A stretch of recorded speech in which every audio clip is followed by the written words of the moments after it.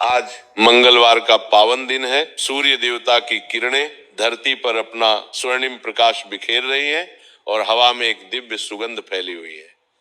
आज मैं आपको हनुमान जी की एक ऐसी अद्भुत और रहस्यमयी कथा सुनाने जा रहा हूं, जिसे सुनने मात्र से घर में धन धान्य की वर्षा हो जाती है और 7 पीढ़ियों तक कोई संकट नहीं आता। ये कथा किसी साधारण किताब में नहीं मिलती। ये तो उन महान संतों और सिद्ध पुरुषों द्वारा बताई गई है, जिन्होंने वर्षों तपस्या करके हनुमान जी के साक्षात दर्शन किए थे और उनसे आशीर्वाद प्राप्त किया था। अगर आप अपने जीवन में किसी भी प्रकार की परेशानी से जूझ रहे हैं, चाहे वह गरीबी हो, बीमारी हो, शत्रु भय हो, व्यापार में नुकसान हो, पारिवारिक कलह हो या मानसिक अशांति हो, तो बस पूरे मन से, पूरी श्रद्धा और विश्वास के साथ इस कथा को अंत तक सुनिए। आपके जीवन में ऐसा अद्भुत चमत्कार होगा जिसकी आपने कभी कल्पना भी नहीं की होगी। तो चलिए हाथ जोड़कर और जय बजरंगबली का नाम लेकर इस दिव्य कथा का आरंभ करते हैं। बहुत पुराने समय की बात है, जब मगध प्रांत अपनी समृद्धि और संस्कृति के लिए पूरे भारतवर्ष में प्रसिद्ध था। उस मगध प्रांत में राजगृह नाम की एक अत्यंत समृद्ध और भव्य नगरी थी। यह नगरी चारों ओर से हरे भरे पहाड़ों से घिरी हुई थी। नगरी की गलियां साफ सुथरी थीं और बाजार में हर प्रकार की वस्तुएं उपलब्ध थीं। व्यापारी दूर दूर से आकर यहाँ व्यापार करते थे। राजमहल की भव्यता देखते ही बनती थी। उस नगरी के बाहरी इलाके में, जहाँ हरे भरे खेत और आम के बगीचे थे, एक छोटा सा गांव था जिसका नाम था कन्हैयापुर। ये गांव छोटा जरूर था, लेकिन बहुत ही मनोहर था। गांव के बीचों बीच एक प्राचीन पीपल का पेड़ था, जिसके नीचे गांव वाले इकट्ठा होकर अपनी समस्याओं पर चर्चा करते थे। गांव में लगभग 100 घर थे। अधिकतर लोग खेती करते थे। कुछ लोग बुनाई का काम करते थे और कुछ मिट्टी के बर्तन बनाते थे। गांव के पूर्वी छोर पर एक छोटा सा मंदिर था, जहां पत्थर की बनी हनुमान जी की मूर्ति विराजमान थी। वो मूर्ति बहुत प्राचीन थी और कहा जाता था कि वो चमत्कारी है। उसी गांव में एक वैद्य रहता था। उसका नाम था वैद्य भोलानाथ। भोलानाथ की उम्र लगभग 45 वर्ष की थी। उसके चेहरे पर हमेशा एक मधुर मुस्कान रहती थी। उसके माथे पर हनुमान जी का सिंदूर का टीका लगा होता था। उसकी आंखों में एक अलग ही चमक थी, करुणा और दया की चमक। भोलानाथ का नाम बिल्कुल उसके स्वभाव के अनुसार था। वह सच्चे अर्थों में भोला और सरल हृदय का इंसान था।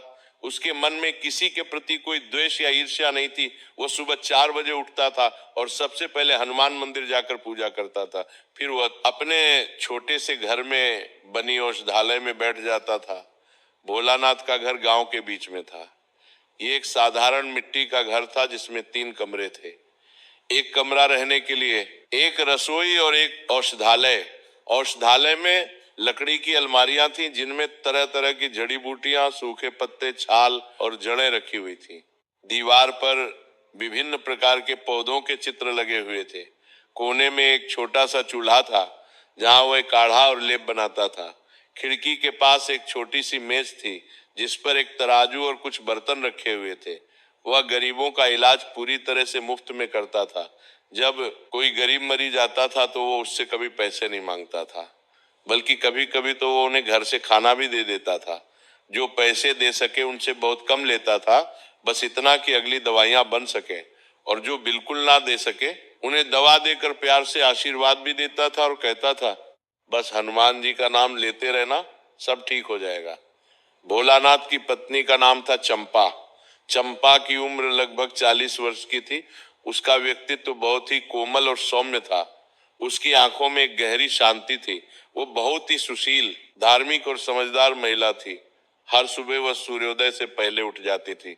सबसे पहले घर की साफ सफाई करती, फिर तुलसी के पौधे को जल चढ़ाती और गीता के श्लोकों का पाठ करती। चंपा को यह बात अच्छी तरह पता थी कि उसके पति के दिल में गरीबों के लिए कितना प्रेम है। वह कभी भी अपने पति से यह नहीं कहती थी कि घर में पैसों की कमी है, बल्कि जब भी कोई गरीब मरीज आता था, वो खुद जाकर उसे पानी पिलाती थी और प्यार से पूछती थी कि उसे क्या तकलीफ है। उनके 2 बच्चे थे। एक बेटा जिसका नाम मोहन था और एक बेटी जिसका नाम गीता था। मोहन की उम्र 14 साल की थी। वह तेज दिमाग का लड़का था। उसकी रुचि वैद्य की सीखने में थी और वह अपने पिता के साथ बैठकर जड़ी बूटियों के नाम और उनके गुण याद करता था। हालांकि कभी कभी उसके मन में यह विचार आता था कि काश उसके पिता धनवान होते तो वे भी अच्छे कपड़े पहन सकते और अच्छा खाना खा सकते। गीता 10 साल की थी। वह बहुत ही मासूम और प्यारी बच्ची थी। उसे गाना बहुत पसंद था और वह हमेशा हनुमान चालीसा गुनगुनाती रहती थी। दोनों बच्चे अभी छोटे थे लेकिन बहुत समझदार थे। वे अपने माता पिता की आर्थिक स्थिति को समझते थे और कभी कोई फरमाइश नहीं करते थे। भोलानाथ के पिता भी एक प्रसिद्ध और अनुभवी वैद्य थे जिनसे भोलानाथ ने बचपन से ही आयुर्वेद की शिक्षा ली थी। उनके पिता का नाम था वैद्य गोपीनाथ। वे बहुत ही विद्वान और ज्ञानी व्यक्ति थे। उन्होंने जीवन भर आयुर्वेद का अध्ययन किया था और दुर्लभ औषधियों पर शोध किया था। उन्होंने दूर दूर की यात्राएं की थी और हिमालय की तलहटी तक जाकर दुर्लभ जड़ी बूटियां एकत्र की थी। जब भोलानाथ 17 साल का था तभी उसके पिता गंभीर रूप से बीमार पड़ गए थे। वह बुखार और खांसी से पीड़ित थे। कई महीनों तक उन्होंने खुद को ठीक करने की कोशिश की लेकिन उनकी तबीयत लगातार बिगड़ती गई। एक रात जब चारों ओर सन्नाटा था और केवल दिए की लौ टिमटिमा रही थी, गोपीनाथ ने अपने बेटे को अपने पास बुलाया। उनकी आवाज कमजोर हो गई थी और सांस लेने में तकलीफ हो रही थी। उन्होंने कांपते हुए हाथों से अपने तकिए के नीचे से एक पुरानी आयुर्वेद की किताब निकाली। वो किताब भोजपत्र पर लिखी हुई थी और उसके पन्ने समय के साथ पीले पड़ गए थे। उसके चमड़े के कवर पर सुंदर नक्काशी की हुई थी और संस्कृत में कुछ श्लोक लिखे हुए थे। उन्होंने वो किताब भोलानाथ के हाथों में रखी और कहा था, बेटा, ये किताब हमारे परिवार की अनमोल धरोहर है। ये तुम्हारे परदादा के समय से चली आ रही है।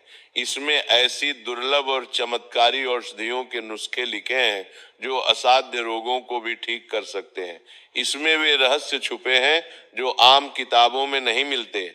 लेकिन याद रखना बेटा, इस ज्ञान का उपयोग हमेशा मानवता की सेवा के लिए करना, कभी अपने स्वार्थ के लिए नहीं। जो व्यक्ति इस ज्ञान का दुरुपयोग करता है वह श्राप का भागी बनता है। भोलानाथ की आंखों में आंसू आ गए थे।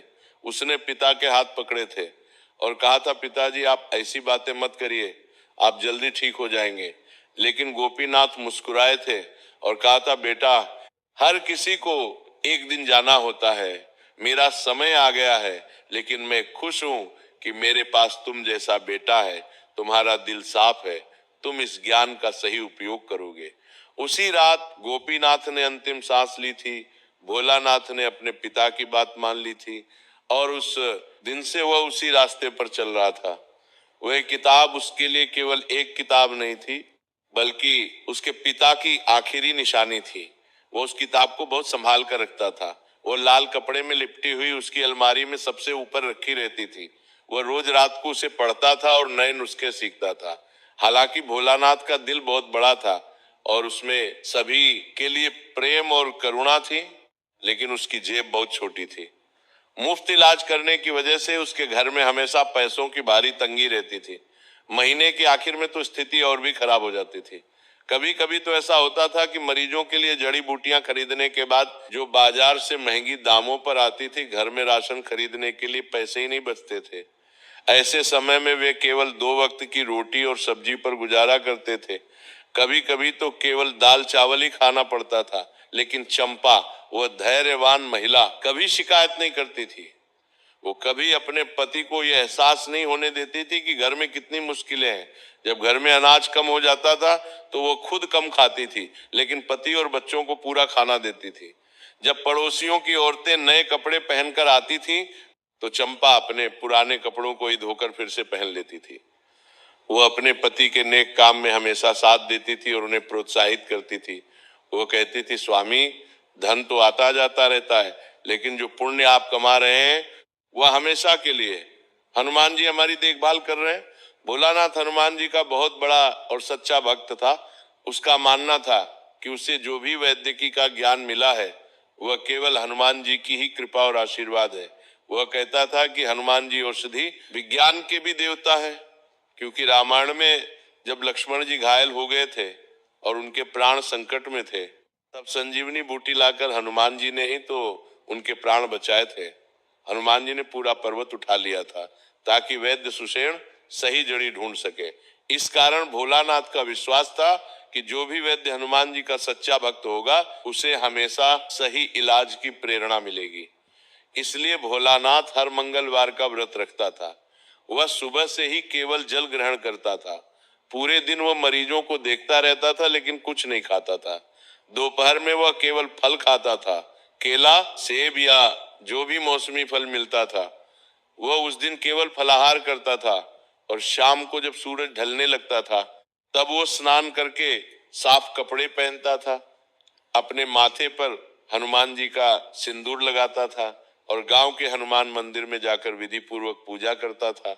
वह दीपक जलाता था, धूप अगरबत्ती लगाता था, हनुमान जी को प्रसाद चढ़ाता था और पूरे भाव से हनुमान चालीसा का पाठ करता था। उसकी आवाज में इतनी भक्ति होती थी कि सुनने वाले का मन भी श्रद्धा से भर जाता था। एक बार की बात है, गर्मियों का मौसम था और उस साल भयंकर और असहनीय गर्मी पड़ रही थी। सूरज आग की तरह तप रहा था। जमीन इतनी गर्म हो गई थी कि नंगे पैर चलना मुश्किल था। पेड़ों के पत्ते मुरझा गए थे, कुएं और तालाब सूखने लगे थे। लू के भयानक थपेड़ों से लोग बीमार पड़ रहे थे। दोपहर के समय तो ऐसा लगता था मानो आसमान से आग बरस रही हो। लोग घरों में दुबके रहते थे और बाहर निकलने से डरते थे। इसी गर्मी के बीच गांव में एक अजीब सी और रहस्यमय बीमारी फैलने लगी थी। पहले एक दो लोगों को ये बीमारी हुई थी, लेकिन धीरे धीरे पूरे गांव में फैल गई। लोगों को अचानक तेज बुखार आता था, इतना तेज कि शरीर आग की तरह जलने लगता था। साथ ही पूरे शरीर में जलन होने लगती थी, मानो किसी ने शरीर में आग लगा दी हो। मरीजों को बेचैनी होती थी और वे छटपटाते रहते थे। उन्हें पानी पीने के बाद भी प्यास नहीं बुझती थी। कुछ लोगों के शरीर पर लाल लाल दाने निकल आते थे जो बहुत खुजलाते थे। कई मरीजों की तो हालत इतनी खराब हो गई थी कि वे बिस्तर से उठ भी नहीं पा रहे थे। सबसे दुखद बात यह थी कि कई लोगों की मौत भी हो चुकी थी। पहले गांव के बुजुर्ग राधे श्याम काका की मृत्यु हुई। फिर 2 दिन बाद युवा किसान रामू की, फिर एक छोटी बच्ची मुन्नी भी इस बीमारी की चपेट में आकर चल बसी। हर दूसरे तीसरे दिन किसी न किसी के घर से रोने की आवाज आती थी। शमशान घाट पर लगातार चिताएं जल रही थीं। गांव में मातम छा गया था। गांव वाले बहुत डरे हुए और भयभीत थे। उन्हें लगता था कि शायद किसी देवी या देवता का कोप है या फिर कोई भयंकर महामारी फैल गई है। कुछ लोगों का कहना था कि ये किसी पिशाच का प्रकोप है। कुछ लोग कहते थे कि शायद किसी ने गांव पर जादू टोना कर दिया है। बूढ़े लोग कहते थे कि उन्होंने जीवन में ऐसी बीमारी पहले कभी नहीं देखी। गांव में खौफ का माहौल था। लोग एक दूसरे से दूरी बनाकर रखने लगे थे। भोलानाथ दिन रात बिना थके मरीजों की सेवा में लगा हुआ था। उसे खुद खाने पीने की सुध नहीं रहती थी। सुबह से लेकर देर रात तक उसकी औषधालय में मरीजों की भीड़ लगी रहती थी। कभी कभी तो वह रात को 2-3 बजे तक जागता रहता था और गंभीर मरीजों के घर जाकर उनकी देखभाल करता था। उसकी आंखों के नीचे काले घेरे पड़ गए थे। उसका चेहरा थका हुआ दिखता था, लेकिन फिर भी वह हार नहीं मानता था। वह लगातार अपने पिता की उस पुरानी किताब को पढ़ रहा था और नए नुस्खे ढूंढ रहा था। वह हर संभव जड़ी बूटी का प्रयोग कर रहा था। उसने तुलसी, नीम, गिलोय, अश्वगंधा, हल्दी सब कुछ आजमाया। उसने विभिन्न प्रकार के काढ़े बनाए। कुछ मरीजों को तो थोड़ा राहत मिला, लेकिन ज्यादातर पर कोई खास असर नहीं हो रहा था। कुछ दिनों के लिए बुखार कम हो जाता था, लेकिन फिर वापस आ जाता था। मरीजों की संख्या दिन प्रतिदिन बढ़ती जा रही थी और भोलानाथ की चिंता भी बढ़ती जा रही थी। वह सोच सोचकर परेशान हो गया था। उसे समझ नहीं आ रहा था कि आखिर ये बीमारी है क्या और इसका इलाज कैसे हो। उसने पड़ोसी गांवों के वैद्यों से भी सलाह ली, लेकिन किसी के पास भी कोई समाधान नहीं था।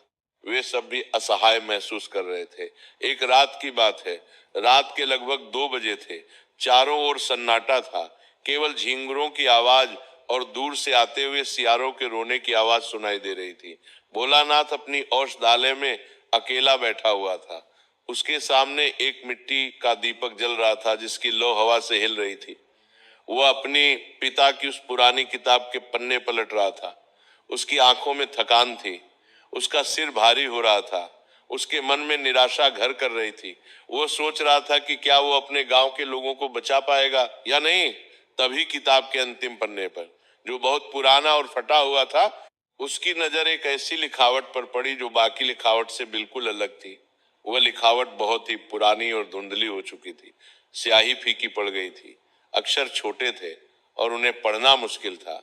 ऐसा लगता था कि ये किसी और समय में, शायद सैकड़ों साल पहले लिखा गया था। भोलानाथ को आश्चर्य हुआ कि उसने पहले इस हिस्से को क्यों नहीं देखा। शायद पन्ने आपस में चिपके हुए थे या फिर रोशनी कम होने की वजह से वो नजर नहीं आया था। भोलानाथ ने दीपक को और पास लाया। उसने अपनी आंखों को मलकर उन्हें साफ किया और ध्यान से पढ़ने लगा। जैसे जैसे वो पढ़ता गया, उसके चेहरे पर आश्चर्य के भाव आते गए। उसमें संस्कृत भाषा में लिखा था, जिसका अर्थ था, जब कोई ऐसी भयानक और असाध्य व्याधि आए जिसका कोई भी सामान्य इलाज ना हो, जब सारी औषधियां विफल हो जाएं, तो केवल एक ही उपाय बचता है, परम पवित्र हनुमान जी की कृपा और आशीर्वाद। इस नगरी से उत्तर दिशा में, जहां सूर्य अपनी अंतिम किरणें बिखेरता है, वहां ठीक 7 कोस की दूरी पर एक अत्यंत घना और रहस्यमयी जंगल है। उस जंगल के सबसे गहरे भाग में, जहां सूरज की रोशनी भी मुश्किल से पहुंचती है, एक पहाड़ी है। उस पहाड़ी की तलहटी में एक प्राचीन गुफा है। उस गुफा के सबसे अंदरूनी कक्ष में एक ऐसी अत्यंत दुर्लभ और दिव्य जड़ी बूटी उगती है जिसे अमृतपर्णी कहा जाता है। उसकी पत्तियां चांदी की तरह चमकती हैं।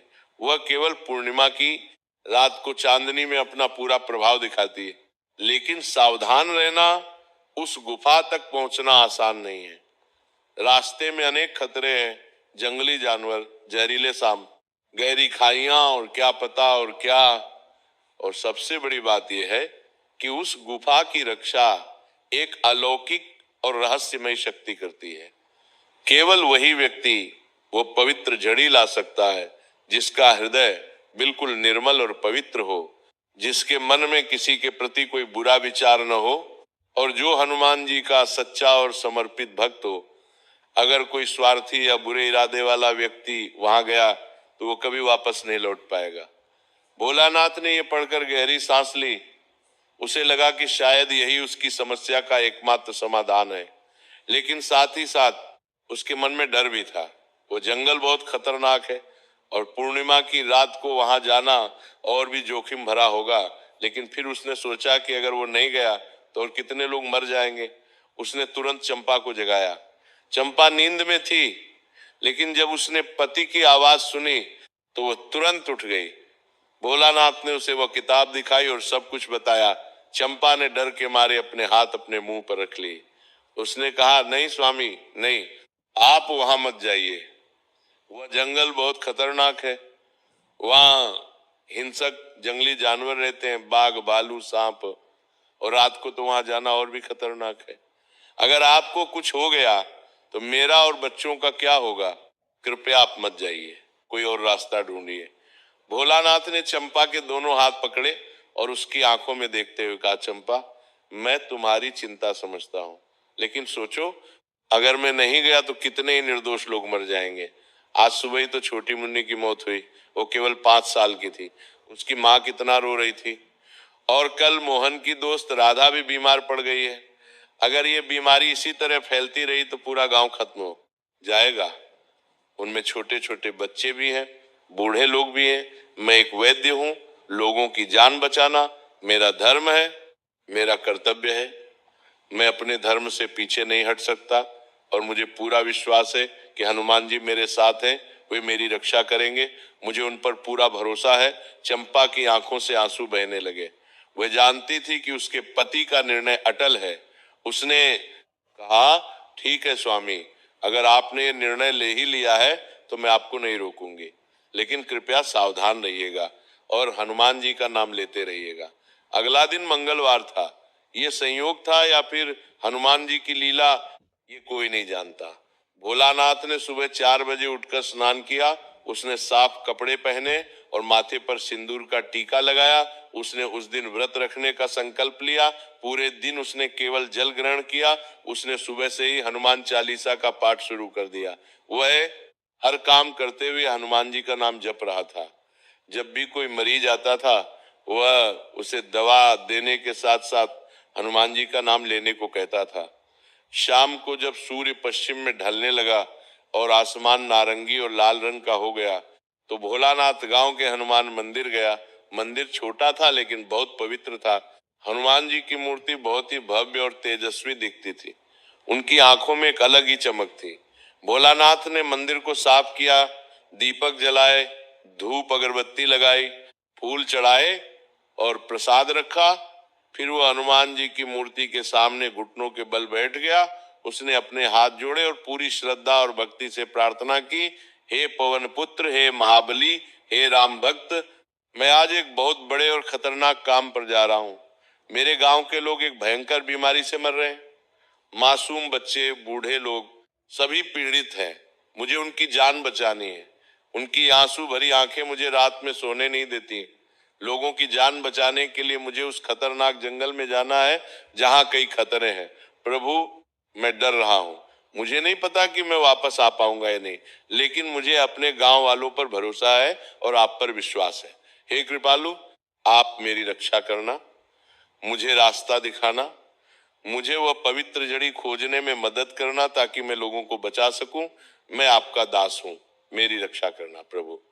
रात होते ही भोलानाथ अपनी झोली लेकर घर से निकलने की तैयारी करने लगा। उसने झोली में कुछ जरूरी चीजें रखी, एक छोटी सी छुरी, माचिस, एक पानी की कुप्पी, कुछ सूखी रोटियां। चंपा ने उसे एक मोटा कंबल दिया कि रात में ठंड से बचने के लिए काम आएगा। उसने एक मजबूत छड़ी भी ली जो रास्ते में सहारे के लिए काम आएगी। जब वह घर से निकलने लगा तो चंपा ने उसे रोका। उसने उसके माथे पर हनुमान जी का सिंदूर लगाया और उसके गले में एक ताबीज पहनाया जिसमें हनुमान चालीसा लिखी हुई थी। उसकी आंखों से लगातार आंसू बह रहे थे लेकिन वह कुछ बोल नहीं पा रही थी। भोलानाथ ने उसके आंसू पोंछे और कहा, रो मत, मैं जल्दी वापस आऊंगा। बच्चे भी जाग गए थे।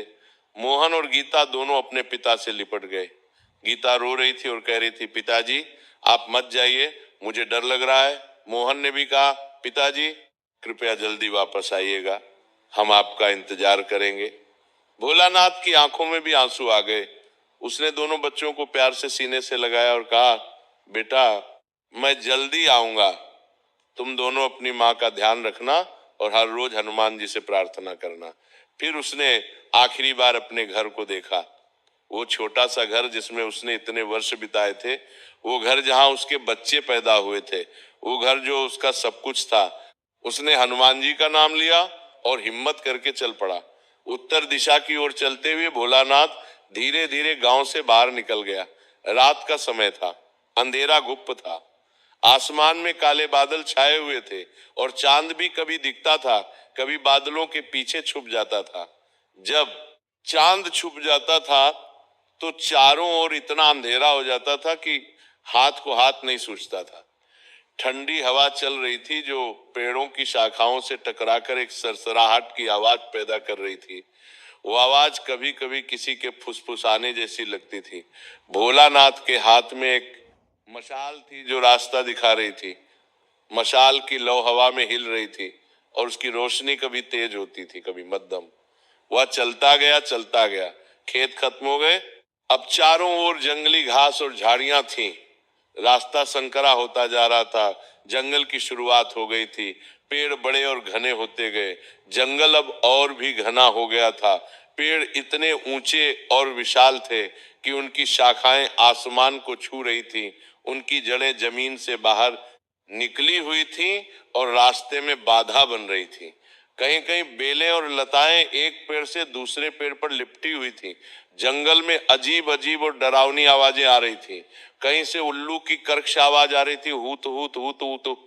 कहीं से पेड़ को होतो होतो होतो सियारों के रोने की आवाज, हुआ जोन हुआ। कहीं पत्तों के खड़कने की आवाज, दूर से किसी जंगली जानवर की भयानक दहाड़ सुनाई दी। भोलानाथ का दिल तेजी से धड़क रहा था। उसके हाथ पैर कांप रहे थे, लेकिन उसके होंठों पर लगातार हनुमान चालीसा का पाठ चल रहा था। हनुमान जी की जय, बजरंगबली की जय। कुछ देर चलने के बाद जब भोलानाथ ने लगभग 2 कोस की दूरी तय कर ली थी, उसे अचानक सामने एक नदी दिखाई दी। नदी का पानी बहुत तेज गति से बह रहा था। पानी का शोर दूर से ही सुनाई दे रहा था। छल छल छल, चांदी में पानी चांदी की तरह चमक रहा था। नदी काफी चौड़ी और गहरी लग रही थी। भोलानाथ नदी के किनारे पहुंचा और करदार आ रहा।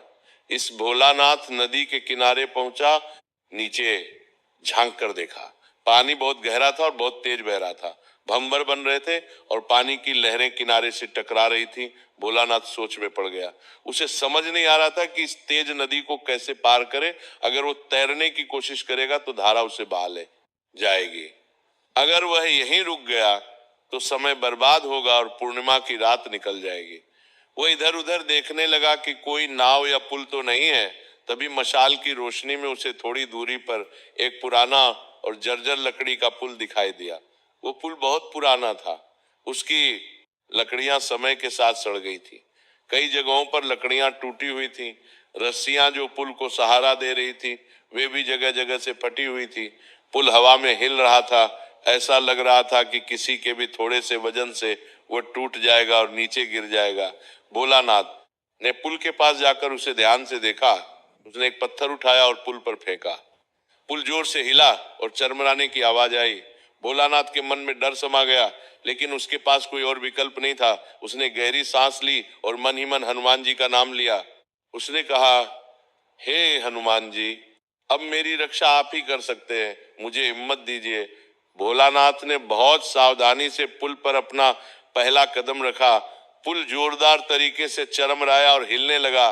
उसका दिल तेजी से धड़कने लगा। उसके पैर कांप रहे थे। पसीने की बूंदें उसके माथे पर आ गईं, लेकिन उसने हिम्मत की। उसने धीरे धीरे दूसरा कदम बढ़ाया, फिर तीसरा। पुल लगातार हिल रहा था। नीचे नदी का पानी जोर से बह रहा था। जैसे जैसे वो आगे बढ़ता गया, पुल और ज्यादा हिलने लगा। जब वो पुल के ठीक बीचों बीच पहुंचा, जहां धारा सबसे तेज थी, अचानक एक डरावनी आवाज के साथ पुल की एक मोटी लकड़ी कड़ाक की आवाज के साथ टूट गई। भोलानाथ का एक पैर नीचे की ओर लटक गया। वह संतुलन खोने लगा। उसकी झोली और मशाल हाथ से छूटने लगी। नीचे नदी का पानी तेजी से बह रहा था। अगर वो गिर गया तो धारा उसे कहीं दूर बहा ले जाएगी। भोलानाथ चिल्लाया, हनुमान जी। उसने अपनी सारी ताकत लगाई और किसी तरह पुल की रस्सी को पकड़ लिया। वही हवा में लटक गया। उसके हाथों में बहुत दर्द हो रहा था। रस्सी उसके हाथों में घिस रही थी और खून निकलने लगा, लेकिन उसने हार नहीं मानी। उस क्षण उसे लगा जैसे किसी ने उसकी कमर पकड़ ली हो। एक अजीब सी ताकत, एक दिव्य शक्ति उसके शरीर में प्रवेश कर गई। उसकी बाजुओं में अचानक जोर आ गया। उसने पूरी शक्ति से अपने आप को ऊपर खींचा और वापस पुल पर चढ़ गया। फिर बिना रुके, तेजी से लेकिन सावधानी से वह पुल पार कर गया। जैसे ही वह दूसरी ओर पहुंचा और जमीन पर कदम रखा, पुल एक जोरदार आवाज के साथ टूट